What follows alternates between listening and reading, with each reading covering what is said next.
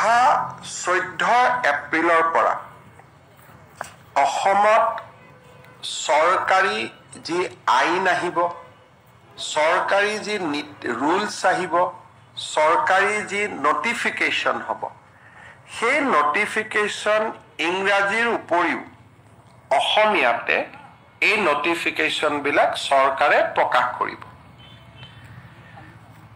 বৰাক উপত্যকাত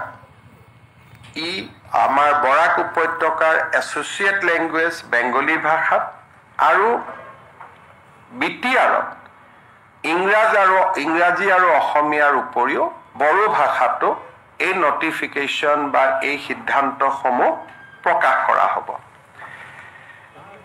এই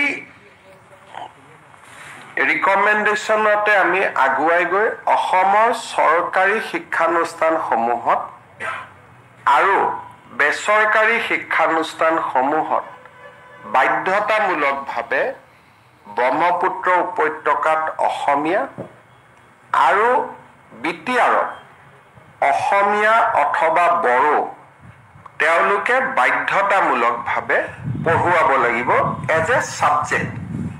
মিডিয়াম ইংৰাজী হওক হিন্দী হওক, কিন্তু এজ এ ছাবজেক্ট অসমীয়া তেওঁলোকে পঢ়ুৱাব লাগিব ব্ৰহ্মপুত্ৰ ভেলীত। কিন্তু বিটিআৰত তেওঁলোকে অসমীয়াও পঢ়ুৱাব পাৰিব বা বড়ো ভাষাও পঢ়ুৱাব পাৰিব।